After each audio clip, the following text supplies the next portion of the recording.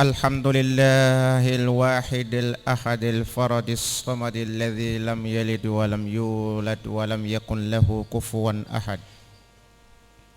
وأشهد أن لا إله إلا الله وحده لا شريك له،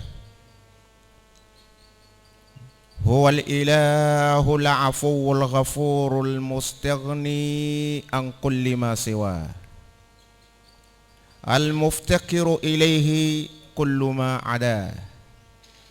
واشهد ان نبينا محمدا عبده ورسوله المبعوث رحمة للعالمين، هاديا ومبشرا ونذيرا وداعيا الى الله باذنه وسراجا منيرا. صلى الله وسلم وبارك عليه وعلى آله الأطهار وأصحابه الأخيار ومن نهج نهجهم إلى يوم الدين. أما بعد، فإني أوصيكم عباد الله ونفسي بتقوى الله العلي العظيم القائل في محكم تنزيله: يا أيها الذين آمنوا اتقوا الله حق تقاته ولا تموتن إلا وأنتم مسلمون. أيها المسلمون، الصحة نعمة إلهية ومنحة ربانية تستوجب الشكر والاعتراف بالفضل وحسن الذكر. دعا الإسلام إلى رعايتها والمحافظة عليها، ولفت أنظار أتباعه بالمحافظة عليها. قال رسول الله صلى الله عليه وسلم فيما رواه الترمذي: من أصبح منكم آمنا في سربه معافى في جسده عنده قوت يومه فكأنما حيزت له الدنيا. وقال أيضا فيما رواه أحمد رحمه الله: صلوا الله اليقين والمعافاة، فما أوتي أحد بعد اليقين خيرا من العافية. هذا وشرع الإسلام الوقاية من الوقوع في الهلاك والمخاطر، وطلب من المسلم أن يتخذ من التدابير ما يصون به نفسه وأهله ويجنبهم وإياه من الهلاك في الدنيا والآخرة. ألم تسمعوا إلى قول الله تبارك وتعالى: ولا تلقوا بأيديكم إلى التهلكة، أي لا تعرضوا أنفسكم إلى الهلاك والمخاطر. أيها الإخوة، ومن الأوجاع التي حرمها الله تعالى، وذلك في قوله تعالى: ولا تقربوا الزنا إنه كان فاحشة وساء سبيلا. وهذه الفاحشة التي تظهر بسبب ضعف الإيمان وقلة الحياء وسوء التربية وضعف الأمر بالمعروف والنهي عن المنكر ومخالطة المسلمين أصحاب الفواحش والفجور في بلاد الكفار. والنتيجة ما ورد في حديث رسول الله صلى الله عليه وسلم عن عبد الله بن عمر رضي الله عنهما قال: قال رسول الله صلى الله عليه وسلم: لم تظهر الفاحشة في قوم قط إلا فشى فيهم الطاعون والأوجاع التي لم تكن مضت في أصلابهم الذين مضوا. هذا حديث الخطبة الثانية بإذن الله. أقول ما سمعتم وأستغفر الله العظيم لي ولكم من كل ذنب ومعصية فاستغفروه إنه هو الغفور الرحيم.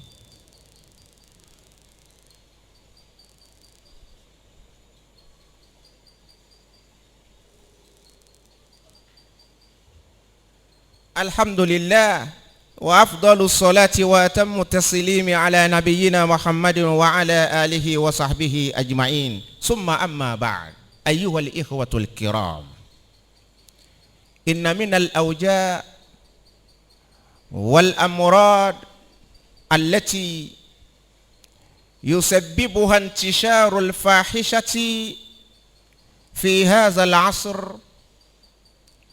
مرض التهاب الكبد الوبائي ب،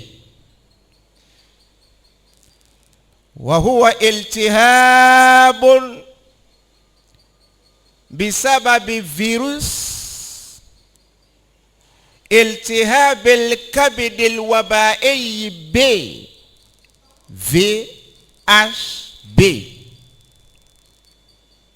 تظهر للمرة الأولى وتظل لأقل من 6 أشهر، وطرق إصابته كثيرة، أهمها وأفضلها انتشارا 3: انتقال العدوى من الأم للوليد، ثانيا انتقال العدوى من الانتصال أي الاتصال الجنسي، وانتقال العدوى عن طريق الدم. ومن النتائج على هذه الأوجاع المحرمة شرعا أنها يسبب الطلاق وهدم بيت الزوجية. بأي كيفية إخوة الإيمان يكون في عند الشرح والتفسير بإذن الله تعالى. الله أكبر، الله أكبر، الله أكبر كبيرا. Ọlọ́run ló pẹ́ tọ́ sí jàmá. Ọba àkọ́kọ́, ọba àṣọ, ọba òun nìkan, ọba ẹnìkan òkun, ẹnìkan ò lè fi rẹ̀ wé, ọba òjò ẹnìkan, ẹnìkan òjò kò lálàfiwé, kò sí lálàfijọ. Ọlọ́run ò bímọ, ẹnìkan ò bí, kò sẹ́ni ń kún Ọlọ́run lọ́wọ́ fi ṣiṣẹ́, kò rẹ Ọlọ́run ọba rí tí ó wá wá ẹni tí ó kún lọ́wọ́. Ọlọ́run ò bùkátà wa, àwa là ń bùkátà Ọlọ́run. Ọlọ́run ò fẹ́ nǹkan kan lọ́dọ̀ wa, kò lówó wa lò, kò ní ìmọ̀ wa lò, kò ní làákàyè wa lò, kò ní ìjẹ́ èèyàn wa lò. Gbogbo àṣẹ tọ́lọ́run bá pa wá tá a bá tẹ̀lé fúnra wa ni. Gbogbo ìkìlọ̀ tọ́lọ́run bá kì wá ń tọ́lọ́run bá ní ká jìnnà sí tá a bá ṣe lérí ara wa ni. Àwa níyà rẹ̀ ó jẹ, èyí tá a bá ṣe tó da àwa náà la ní àǹfààní ẹ̀. Ànábì wa Muhammad òun ló wá làdí gbogbo nǹkan yìí báyìí fún wa, torí wípé òun náà fún rẹ̀ ìkẹ́ lọ́lọ́run fi ṣe fún wa, olùmọ̀nà lọ́lọ́run fi ṣe fún wa, ẹni olùtọ́nisọ́nà lọ́lọ́run fi ṣe fún wa, kó fún wa ní ìró òdùnnú láti lè wọ àlìjánnà, láti lè rí oore Ọlọ́run ọba gbà, láti lè wọ ìjọba Ọlọ́run ọba, kó kì wá ńlọ, kó ṣe kìlọ̀kìlọ̀ fún wa wípé àwọn ọ̀nà kan bẹ tá a gbọ́dọ̀ tọ̀, àwọn ìṣe kan bẹ tí ò gbọ́dọ̀ wà nù ṣe wa, àwọn àṣà kan bẹ tá a gbọ́dọ̀ dàpọ̀ mọ́ àṣà Islam. Ànábì ló la gbogbo ẹ̀ fún wa, ń pè wá sójú ọ̀nà tọ́lọ́run ọba. Òun gangan náà ni àtùpà, òun gangan náà ni ìmọ́lẹ̀. Ó dáa ju ìmọ́lẹ̀ ilé ayé táwọn wòye lọ, èèyàn Ànábì Muhammad.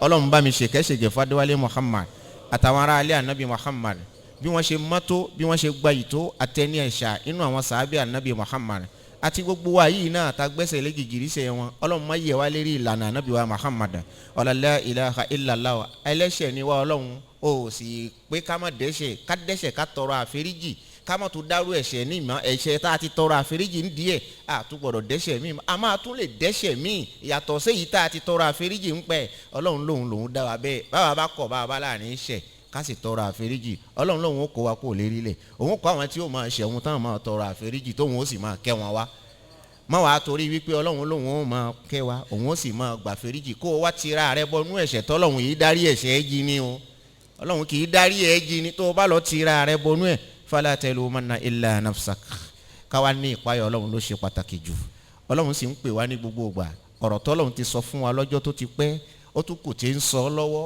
ọ̀rọ̀ náà ó sì tún máa ṣiṣẹ́ dọ̀la jàmáà kí lọ́lọ́run ọba ń fẹ́ lára wa kí ló fẹ́ lò nípa ìṣe wa ìdúró wa kí lọ́lọ́run fẹ́ lò bá a bá ń kírun kí lọ́lọ́run ọba fẹ́ lò ẹ wò ó jàmáà ẹ wà pèjúwe kékeré tẹ́ fi mọ ìpáyà ọlọ́run bó ṣe tóbi tó ẹni tó wá mọ́sálásí tó fẹ́ wá kí jímọ̀ mọ́sálà ńlá pèjúwe ìwọ̀n bá pé ìmáàmù gun eré mímbàrí ó yẹ kó tú ìjókòó rẹ̀ ṣe kó dojú ara ẹ̀ kọ gábàsì lẹ́ẹ̀kan náà kò lé ẹ̀yìn kan tó fẹ́ fi ti ògiri tí ìbá ṣe pé wà níbi tí ó ti fẹ̀yìn ti ògiri nítorí ìmọ̀ gbọ́ hútúbà ó dàbí ẹni wípé ó wà lérí rákà méjì àkọ́kọ́ ẹni tó wà lérí rákà méjì àkọ́kọ́ kí ni ó ṣe jàmá yóò kọ̀yìn sí gábàsì ni àbí yóò dojú kọ gábàsì yóò dojú rẹ̀ kọ gábàsì ni ẹni tó fẹ́ gbọ́ hútúbà kì í wà lẹ́gbẹ̀ẹ́ ògiri kó nasẹ̀ kan sọ́tún kó nasẹ̀ kan sósì ẹni tó tún dojú kọ gábàsì tó fẹ́ máa gbọ́ hútúbà kò ní í nasẹ̀ sí ọlọ́run ọba wípé ọlọ́run ò ń sọ tiẹ̀ ni ò ń ṣe tiẹ̀ ni èmi náà ń ṣe tèmi ni àmọ́ ń jókòó dáadáa àmọ́ ń túnra ṣe fọ́lọ́run àmì pé èèyàn páyọ̀ ọlọ́run ọba nìyẹn tá a bá ti ní bẹ́ẹ̀ ya ayyuhal lazina amanu taqullaha haqqa tuqatihi èyí náà wà nù páyà sàn fọ́lọ́run lọ́kùnrin wa àtobìnrin wa wala tamutunna illa wa antum muslimuna káwá gbìyànjú iṣẹ́ tá a máa ṣe tí ìmánì náà ìpáyà ọlọ́run ọba náà yóò bá wa lérí ẹ̀ tí ọjọ́ ó fi wá tó bá wa ní ọlọ́run kó fi ọ̀nà rí mọ́ ẹ̀mí pọ̀lú yín jàmá inú ọ̀nà ọmọ tí ìsìláàmù gbé wá kí la gbé débí kí ló mú wa wá mọ́sálásí jàmá alálàáfíà ni o àwọn tí ò lálàáfíà ń boná wà inú kan wà nílé wọn àbí kí wọ́n wà nílé ìwòsàn àbí àwa tá a lálàáfíà tẹlómi lè mọ́ tó a ní ìjúra wa lọ ìkẹ́ lọ́lọ́run fi ṣe kéèyàn lálàáfíà ìkẹ́ ni ká lálàáfíà ọlọ́run yọ̀ọ̀dẹ̀ fún wa ká mọ̀ wípé ẹ̀tọ́ wa kọ́ ni ká lálàáfíà ó wọ ọlọ́run ó fi dá wa lọ́lá ni ẹ̀jẹ̀ máa tá a bá wà lálàáfíà àlàáfíà náà kí ló yẹ ká fi ṣe Ànábì ní nǹkan méjì ń bẹ tí ẹ̀dá máa yin orí bani Ádámù máa yin orí ẹ̀ àyíká kún as-sihhatu wal faragh la santé et le temps káráyè fi ṣe nǹkan ká sì lálàáfíà fi ṣe nǹkan náà ẹ̀dá máa yin orí nǹkan méjì tọ́lọ́run bá gba tán lọ́dọ̀ rẹ̀ tó àìrójú àìráyè bẹ́ẹ̀ kí ló ṣe àlàáfíà ò wá sí gbogbo ohun táwọn ọmọ ẹ̀yẹ́ ń ṣe ò lè ṣe ìzàn ká tọrọ nǹkan ní lọ́dọ̀ ọlọ́run káwa náà wá mójútó àlàáfíà náà ká sì mọ iye oore fọlọ́run lórí àlàáfíà náà ìsìlámù pè wá wípé ká mójútó àlàáfíà wa ẹni tó fẹ́ mójútó àlàáfíà ẹ̀yin náà wọ àwọn nǹkan tí wọ́n ń kà fún wa lẹ́ni tí ò sí láyé àná àwọn nǹkan tá a gbọ́dọ̀ jẹ lẹ́ni tá a ń jẹ lánàá pọ̀lú ìrọ̀rùn tá a sì ṣàmódì epo tí wọ́n tá ń jẹ lánàá tí nǹkan kan ò ṣe wá wọ́n ti ń kọ̀ fún wa lẹ́ni pé a gbọ́dọ̀ jẹ epo náà mọ́ limaza àwọn nǹkan lóríṣiríṣi tá ń jẹ lánàá tó yẹ pé àlàáfíà làwọn gbogbo òun èèyàn sì wà lánàá ẹ̀yin náà ewé ọjà lánàá ẹ̀ ń lo ewé ọjà ọ̀pọ̀lọpọ̀ wa ò mọ ilé èdò tó àmọ́ lè ní ìnísìn ilé èdò tó lọ̀pọ̀lọpọ̀ ń lọ ewé ọjà sì wà mẹ́ nǹkan kan ò ṣe ewé ọjà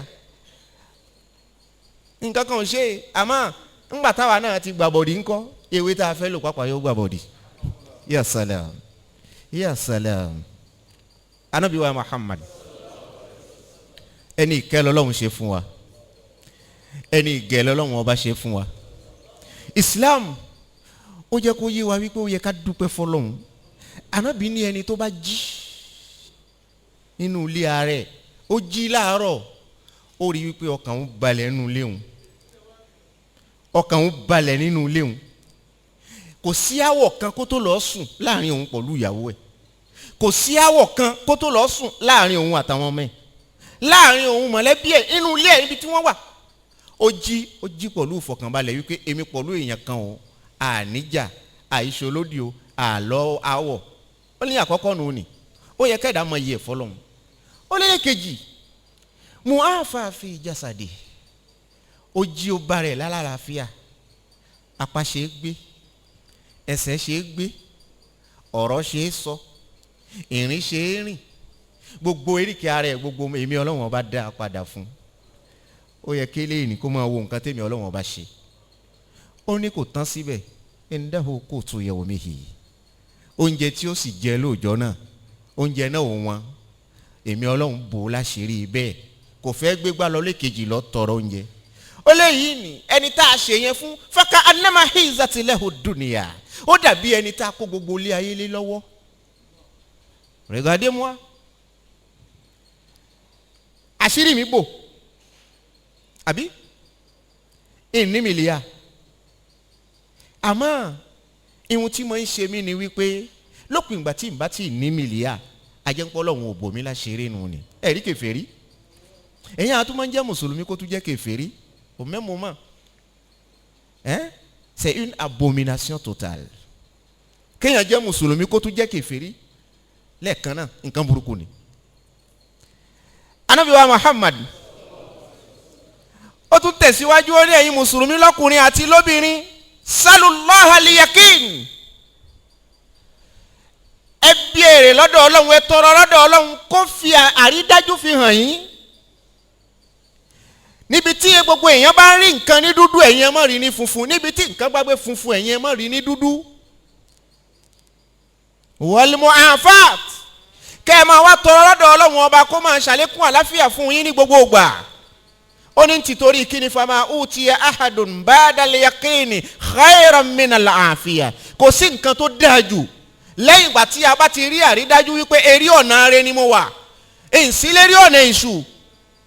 Bọ́lọ́run bá ṣe èyí nù fún ẹ, ohun tó tún dáa jù lẹ́yìn ẹ̀ òun náà ni kíni al-afiya, kẹ́dà ó lálàáfíà. Ya salam, jàmọ́ èmi pọ̀lú yín àti fàlàfíà lẹ̀ o, àwọn afíàfíà kiri, fíàfíà náà wá wọlé tọ̀ wá, àwọn gbogbo ọ̀nà láti padà lé bọ́ta, ó lóun ò ní bọ́ta. Jàmọ́ kí ló fà á? Alukurani ní nǹkan tá a gbọ́dọ̀ mójútó. Alukurani pè wá, talaba minal muslimi an yattakhiza minat tadabiri ma yasunu bihi nafsahu wa ahlahu wa yujannibuhum wa iyyahu minal halaki fid dunya wal akhirah. Ọlọ́run ní kí a prenne gbogbo ohun tí ń jẹ́ précaution et surtout la prévention contre les maladies transmissibles, sexuellement transmissibles. Ya salam. Ó ní ká túnra wa mú. Ó ní àwọn àmódi kan bẹ́ẹ̀ táwa náà ń rí lọ́kànkán, igi ṣọṣọrọ ni má ṣani lójú, kí là ń ṣe fún? C'est une prévention. Àtòkèrè láti ń lọ, ẹlòmíì ní àtòkèrè láti ń yẹ. Ṣebí torí kí nǹkan ni ó má dé ńlọ́lọ́hun ṣe fi ń tawájú wípé attention, àwọn nǹkan kan ń bọ̀ lọ́jọ́ iwájú, ẹ gbọ́dọ̀ ṣe nǹkan báyìí torí tẹ́ ẹ bá ṣe nǹkan báyìí àwọn nǹkan náà ó dé.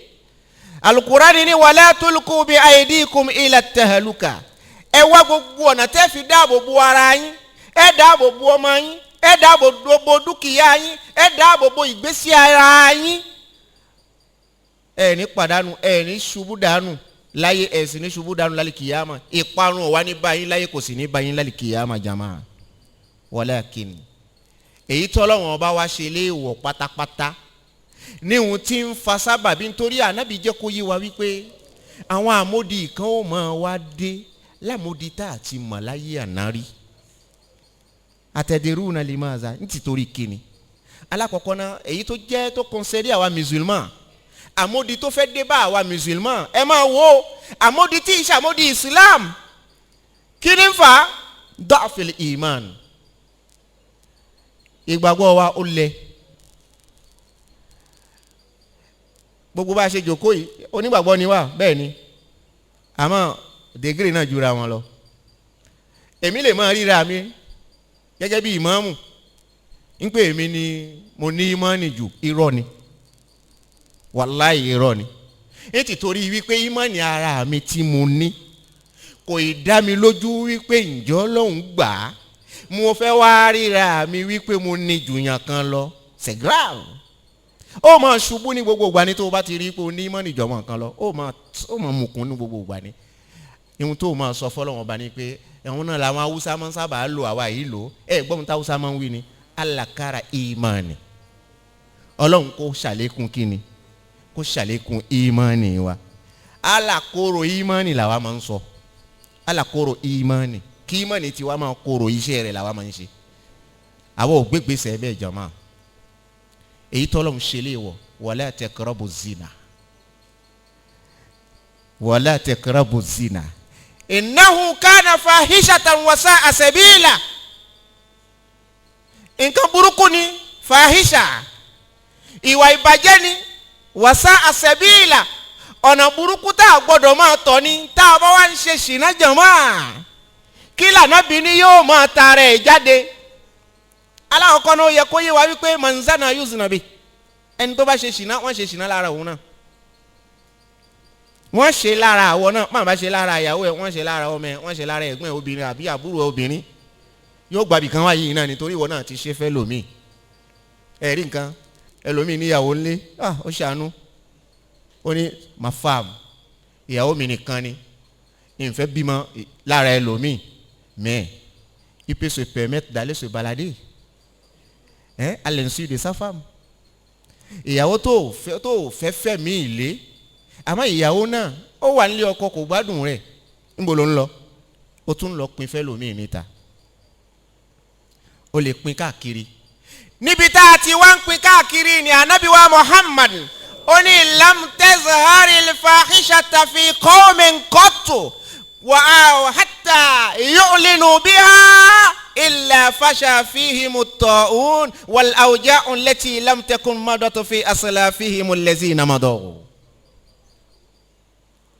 Gbogbo ẹni tí a bá ti ìlú tí a bá ti gbé igbá ṣìnà tá a tún wá ṣe ní ìpamọ́, a tún polongo ẹ̀, a tún wá mara wa wípé oní àgbèrè lélẹ́yìí, ìwà àgbèrè ní hù, ìrìn àgbèrè ní rìn, ọ̀rọ̀ àgbèrè ní sọ káàkiri jáde lẹ́nu, tá a tún wá ṣe ìlànà ẹ̀, àwa publié ẹ̀, a tún wá ń ṣe ohun tó ń pè ní promotion de la fornication.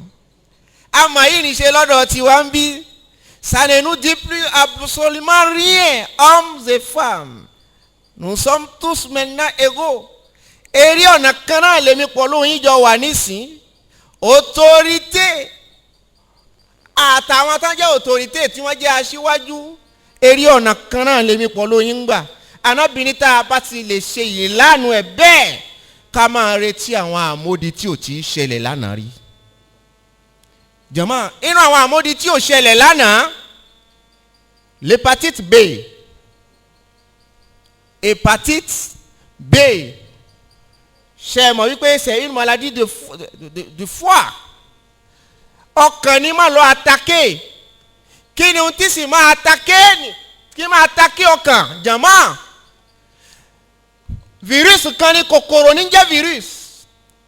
Bí virus ti wà fún sida, VIH sida, virus ní kọ́kọ́ máa ń wà kó tó di àmódi. Virus kan ni tó fẹ́ pénétrer corps. Àwọn nǹkan kan bẹ tí Ọlọ́run ọba fi ṣe protection fún corps. Virus yìí tí a bá tètè mójútó tó bá yọ jáde, èyí ń tó concerne sida, tá a bá tètè bẹ̀rẹ̀ sí mójútó virus náà, èyí ni pé ká limiter dégâts kó má lè pénétrer wọnú corps. Avant la pénétration du virus de sida, kó tó wọnú corps, ó ṣe éradiquer complètement, ó lè vivre autant. Tọ́lọ́run bá kọ kalẹ̀ fún ẹ, tí o bá ti ń ṣubú traitement pé má jẹ́ kó pénétrer, une fois pénétré tó bá ti lè wọnú ẹ̀, àwọn nǹkan kan bẹ tọ́lọ́run bá fi ṣe protection fún kọ̀ náà, yóò wá bẹ̀rẹ̀ sí lọ jalè ọkọ̀kan, tó bá ti lè lọ rí ibì kan fi sièger sí nínú kọ̀ náà, quoi qu'on fasse, il ne sortira plus. Bẹ́ẹ̀ náà ni wọ́n tá ń pè ní hépatite B. Ẹ dákun, mode de transmission de l'hépatite B tó jẹ́ àtàrà ṣìnà ní ti ń jáde lẹ́nìí. Mo níyàwó mi, ìyàwó pàápàá sì lọ́kọ mẹ́yìn kan ọmọ náà tí kò wá ń gbà lẹ́nìí mọ́ ànábì sì ti kì wá ń lọ ẹ̀ òun náà ni wá ń dé fèmí pọ̀lú yín lẹ́nìí l'hépatite B ọ̀nà tí mo ń gbà wá kódà aboyún gan alára ó lè kó ran ọmọ tó wà nínú tí ò tí ì wáyé nítorí wípé ó ti tẹsẹ̀ bọ́sẹ̀ tí ò ní mọ̀ wípé àwọn nǹkan wọ̀nyí wàhálà ní fóun lọ́jọ́ iwájú inú ọkọ pàápàá dùn òun náà ń kó sí jù à torí òun náà pàápàá ń kọ́ òun tó kó sí ó ṣeéṣe kó jẹ́ ń pé òun náà ibi tó gbé lọ ibẹ̀ ló ti lọ́ọ́ kó ló wá kó ra àwọn ìyàwó ẹ̀ nílé kò kúkú mọ̀ la salive ìtọ́ pàápàá tẹ́ rí ni gbogbo àwa tá a máa ń ṣe bẹ̀zẹ̀ ìpípọ̀jù bẹ̀zẹ̀ profond mo ń sọ bẹ̀zẹ̀ profond yóò tún bẹ́ẹ̀ ó tí ì mọ̀ bóyá lára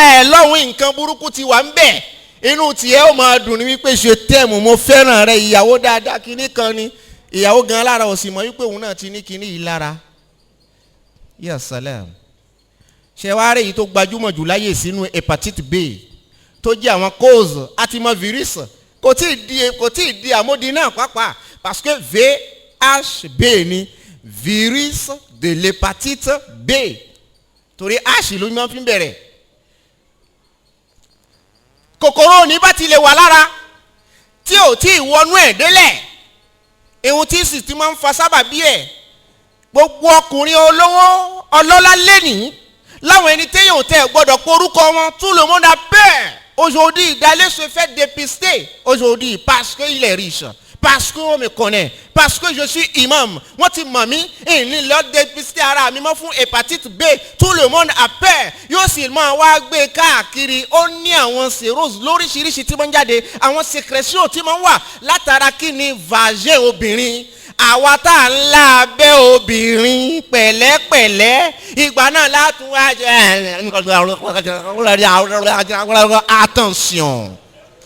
attention ya salam à ń kó ọ̀pọ̀lọpọ̀ níbẹ̀ sperm gbogbo ẹ̀yin ọkùnrin tí ẹ̀ ń gbé kinní yìí sáwọn ìyàwó yín lẹ́nu ńgbà ẹ bá ṣe é bù ṣe tán ẹ tún wá gbé sáwọn ìyàwó yín lẹ́nu òun náà pònú yóò ní ohun tóun nífẹ̀ẹ́ sí ni kí ọkọ òun kó da àtọ̀ sóhun lẹ́nu sperm ó lè fà á ya salam pabambari tó jẹ́ sport préféré des porto-noviens aujourd'hui c'est d'arracher la femme d'autrui ṣìnà yìí wá sí wọn débi wípé à ń gba ìyàwó oníyàwó ohun tí máa ń fà ní kíni divorce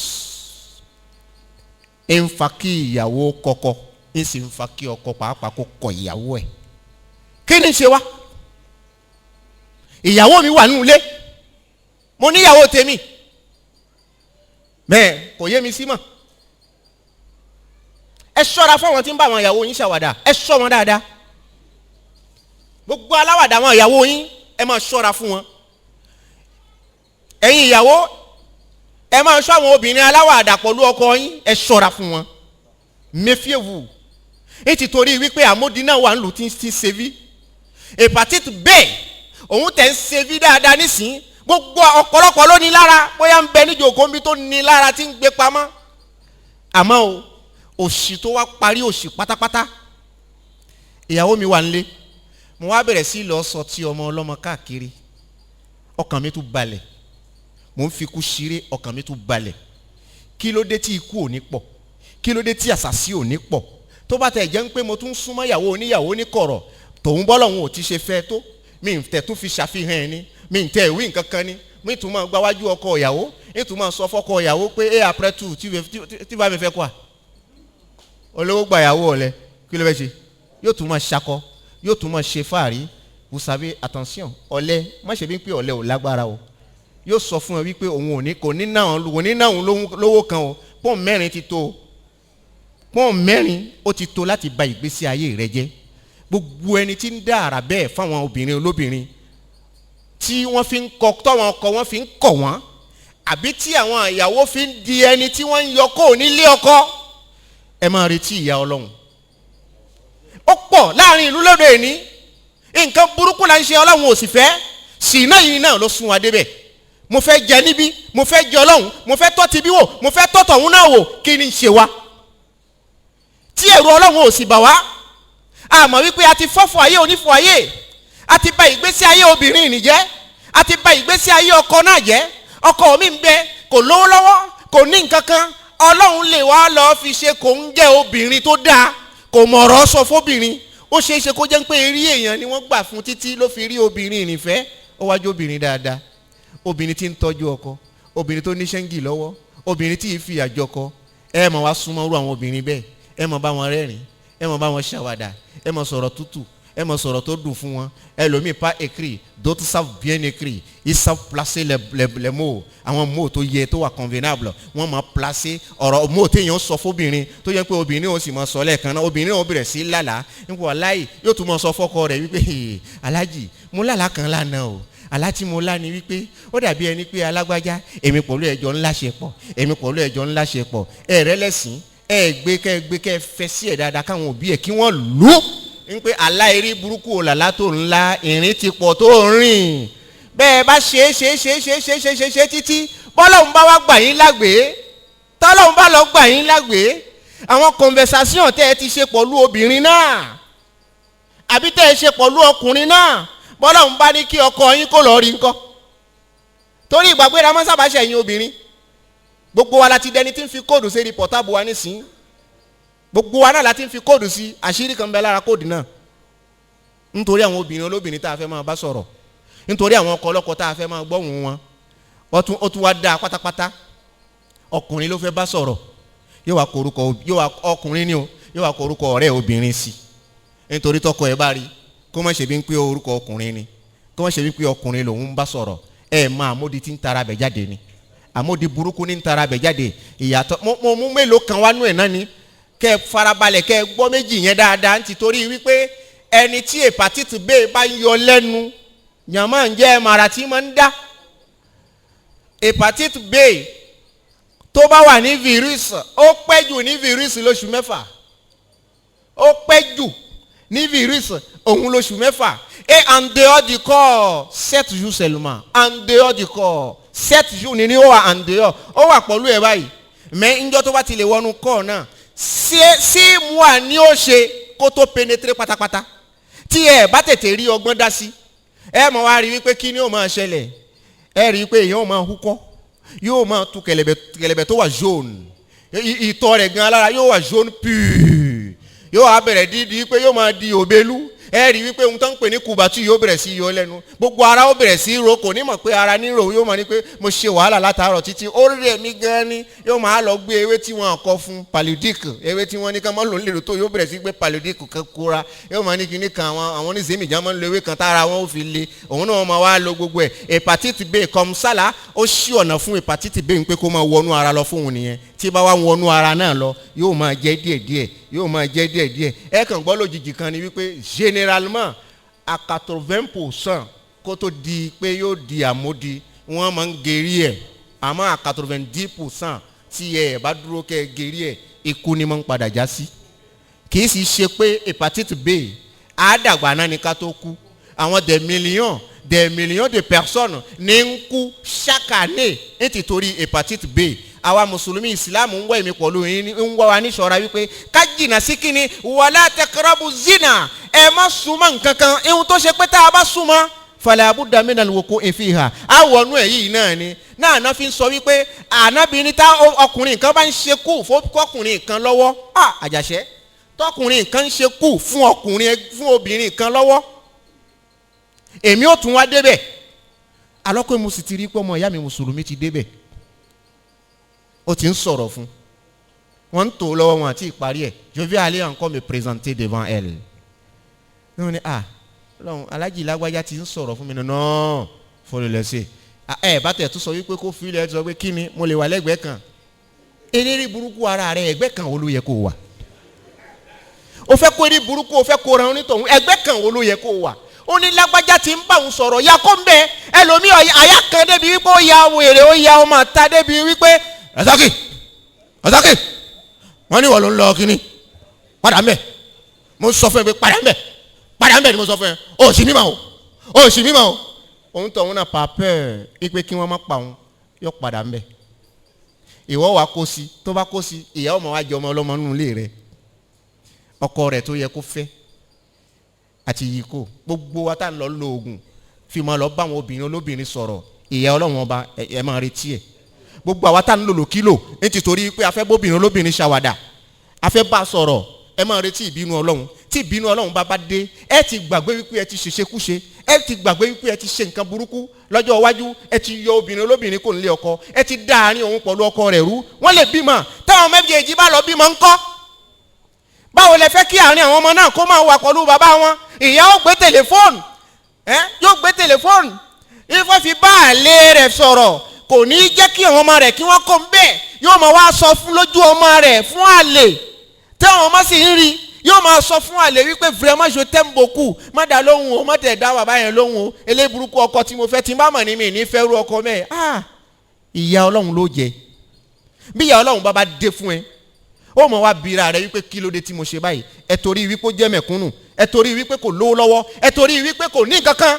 ẹni tẹ́ ẹ lérò wípé kò ní nǹkan kan ni tó bá kọjá sódì kejì, òun náà ò ní fi ìbẹ̀rù ọlọ́run fi bá yín ṣe. ṣé èṣù lẹ fi bá ṣe lẹ fi gbàyàwó lọ́wọ́ ẹ̀, yóò lọ rán èṣù náà padà sí yín ńgbò làwọn lọ́ngbà náà. nítorí ẹ̀ tẹ́ ẹ bá rí àwọn ọmọ yín kan tí wọ́n ń ṣubú nínú ilé, tí wọ́n ń húkọ́, tí wọ́n ń ṣe kínní, ẹ béèrè lọ́dọ̀ wọn wípé pẹ̀lẹ́pẹ̀lẹ́ obìnrin wo ló lọ bá lò pọ̀ dẹ́ẹ́dẹ́ o, níbo ló lọ?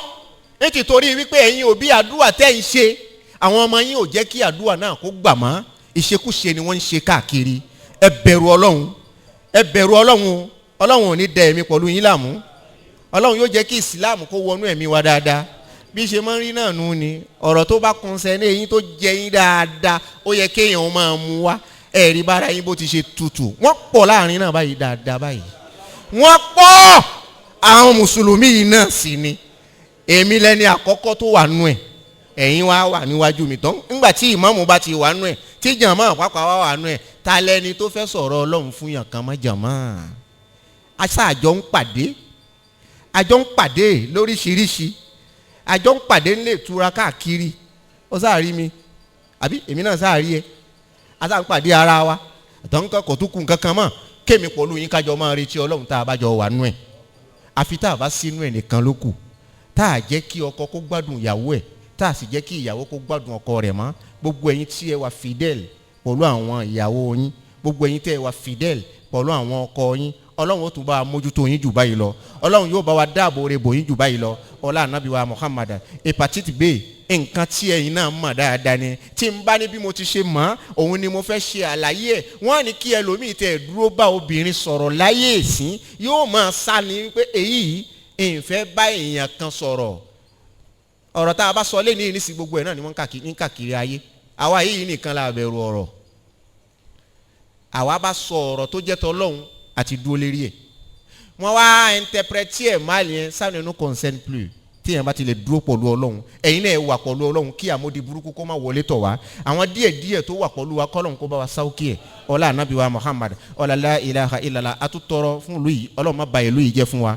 atọrọ fún ìlú àjàṣẹ́, ọlọ́run má ba ìlú àjàṣẹ́. gbogbo ẹ̀yin tí ẹ ń kó lọ́nà jíjìn tẹ́ ẹ fi wá ń gbọ́ ọ̀rọ̀ ọlọ́run, ọlọ́run ọba yóò máa ṣe dáadáa fún yín. ọlọ́run ọba ò ní fi yín lẹ̀ láyéláyé. gbogbo ohun tẹ́ ń fi lẹ̀ tẹ́ ẹ fi wá ń wá bí ń pé ibi náà lẹ fẹ́ wá kírun, ọlọ́run yóò máa pààrọ̀ tàǹfààní síbẹ̀ fún yín, yóò tún dàkún ọlá yín, ọlá ànábì wa Muhammad. tẹ́ ẹ bá lọ́mọ lókèrè, ọlọ́run yóò yẹ ọmọ náà fún yín. wọ́n bẹ nínú ìlú yìí ni, ọlọ́run yóò bá wa yẹ ọmọ náà fún yín, ọlá lọ́kùnrin wa àti lóbìnrin wa. gbogbo ẹni tí ọmọ ń yọ lẹ́nu, tí ń ní ìdààmú lára ọmọ, gbogbo àdúrà tá a bá ń ṣe lérí àwọn ọmọ náà, ọlọ́run yóò gba àdúrà náà fún wa, kò ní jẹ́ ká rí ìdààmú lára àwọn ọmọ náà. ọlá la ilaha illallah. bùkátà wa tá a fẹ́ gbọ́ lérí àwọn ọmọ wa, ọlọ́run yóò bò wá láṣìírí, á rí bùkátà náà gbọ́. wọ́n ń bẹ níbí ni, wọ́n ń bẹ ní ìdálẹ̀ ni, àwọn tí wọ́n wá iṣẹ́ lọ, ọlọ́run yóò fún wọn iṣẹ́ rere ṣe, yóò sì wá bò wọ́n láṣìírí, wọ́n rí èrè ọjà, èrè oko, wọ́n rí kó wálé fún wa. ọlá ànábì wa Muhammad. mọ́sálásí tiwa yìí náà, ọlọ́run ò ní jẹ́ ó takú síbi tó gbédè yìí. ọlá la ilaha illallah. àtúnṣàdúà fún Imam Ismail lẹ́ẹ̀kan sí, òun ló bá wa, lọ́lọ́run ràn lọ́wọ́ ló fi bá wa gbé débi tí agbédè yìí.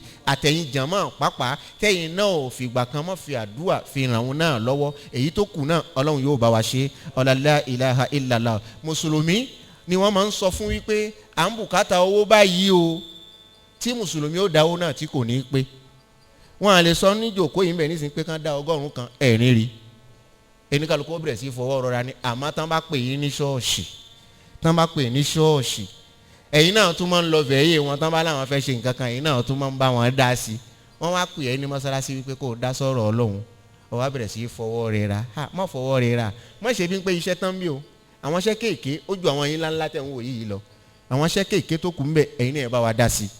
ẹ má fi ilẹ̀ fún yàn kan wípé ńgbà tó wù nìkan ti gbé e nì kó máa ṣe ìṣó kọ́ ẹni tí ń ṣiṣẹ́ Ọlọ́run lè kú o. ó yẹ káwọn ẹlòmíì kan tó pọ̀n rẹ̀ lẹ̀, Ọlọ́run ò ní bá wa pa á nísìn, kò sì ní pa àwa náà. ọlá ànábì wa Muhammad, bàbá tọ́lọ́run wá fún léyìí ṣe, tọ́lọ́run wá ní kó rí nǹkan náà gbé kalẹ̀ láti rí bàbá wa Búsàrí Àyìndé fi wá kan Mahmudu Àyìndé àti gbogbo àwọn tí wọ́n ṣe àdúrà wípé kó lè bọ́ sí, kó lè máa jẹ́ nǹkan tá a jọ fẹ́ máa jẹ lọ́jọ́ iwájú. àwa ó jẹ́ nú ẹ̀, ẹ̀yin náà ó jẹ́ nú ẹ̀. tèmi bá ṣe fáàrí wípé nǹkan bàbá mi ni n gbọ́dọ̀ kú mọ́. tí n bá ní bàbá mi lónìí má kú o, wà níbẹ̀ pòun máa ṣeré nǹkan bàbá rẹ. àmọ́ tó bá jẹ́ tọ́ Ọlọ́run ló ní mọ́sálásí, ìwọ kọ́ ló ní, èmi ìmáàmù kọ́ mo ní, ẹ̀yin náà kọ́ ló lẹ́ni, gbogbo wa la jọ ní. èmi bá kó ń bẹ̀ tí wọn bá sí ọmọ kan tó já fáwọ́fáwọ́ ńlé wa, ẹlòmíì náà ni ó bọ́ síbẹ̀. mọ́sálásí ò sáà ní ṣòfò, kò ní ṣòfò. ìfura ló yẹ káwa náà fura wípé a lè máa lórúkọ o, ká má gbàgbé àwọn ọmọ tiwa náà wípé tẹ́ ẹ bá ń fẹ́ káwọn ọmọ yín kan rọ́pò yín lọ́jọ́ iwájú, ẹ tì wọ́n sì di nǹkan náà. tẹ́ ẹ bá ti lè ṣe é lójú mọ́mọ́, ẹlòmíì ni ó padà wá ṣeré ẹ̀ lọ́jọ́ iwájú. kẹlòmíì ó ṣeré ẹ̀, ilé Ọlọ́run ní í ṣeré, kì í ṣe ilé tiwa ní í ṣeré. ẹ̀yin lẹ gbé gbèsè kẹlòmíì ó máa bá yín ṣeré ẹ̀. tẹ́ ẹ bá gbé gbèsè pé kẹ́ ẹ máa kó ṣeré ẹ̀, ẹ kó ṣeré ẹ̀. nítorí ẹ̀ mọ́sálásí tá a bá ní ká dá owó, mo fẹ́ lo àwọn owó kan nínú mọ́sálásí yìí, àmọ́ kò tí ìyá mi tí mo fẹ́ sọ. ń rí wípé ẹ ti dọ́gba ná, ẹ ti ṣẹlẹ̀ sí ọlọ́nù lóyún. torí tẹ́ ẹ bá ti ṣẹlẹ̀ sí ọ lákòókò tá a wà yìí, ojú yín ò ríran, kò wálẹ̀ rárá. ẹlòmíì gbogbo owó rẹ̀ ó ti lọ kó pamọ́ nítorí ẹlẹ́sìn. mo gbà yín láyè fi dìgbà tẹ́ parí gbogbo ẹlẹ́sìn yín bùṣe c'est qui est sûr. èmi ń tèmi, je ne vais jamais vous appeler à voter pour moi, hein, parce que je ne suis pas partant. èmi ń sínú ẹni tó fẹ́ joyè, ní sọ pé kẹ́ ẹ voter fún mi, àmọ́ níjọ́ tó bá yá ẹni tó yẹ kẹ́ ẹ voter fún èmi ó sọ fún yín. ẹ sì yẹ kẹ́ ẹ bẹ̀rẹ̀ sí gbọ́ lẹ́ẹ̀kan, gbogbo ẹni tó yẹ kẹ́ ẹ voter fún nígbésí ayé yín, Ọlọ́run àtànábì Muhammad ló yẹ kẹ́ ẹ voter fún. tẹ́ ẹ bá ti lè voter fún Ọlọ́run àtànábì Muhammad, gbogbo èyí tó kù sẹ́ rien que des racoleurs. aqulu qawli hadha wa astaghfirullaha al-azim li wa lakum. qumu lis-salati yarhamkumullah.